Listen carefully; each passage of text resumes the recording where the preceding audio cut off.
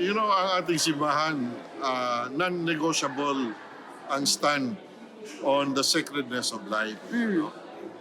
Kaya napaka-importante yung bisita ng ating mahal na ina, the Blessed Virgin Mary, Our Lady of Guadalupe. Nagkataon talaga na ngayong panahon na she is coming here sa Pilipinas. Panawagan talaga ito. It's a reminder for many of us on the sacredness of life. Kasi siya yung tinaguriang patroness of the unborn. At imagine, hanggang ngayon, malaking issue pa rin, quotation mark, yung issue on abortion. In fact, sa Amerika at saka sa ibang mga bansa, they are having second thoughts already on the issue of the rights of women for abortion.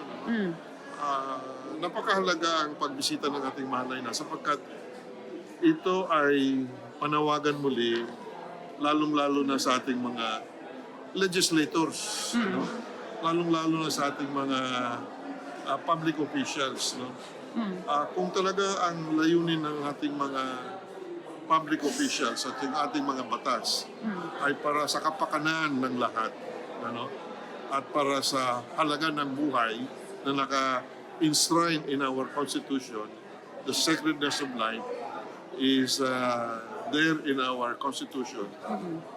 Nako, dapat ay magdalawang isip sila yung ginawa nilang batas on reproductive health bill.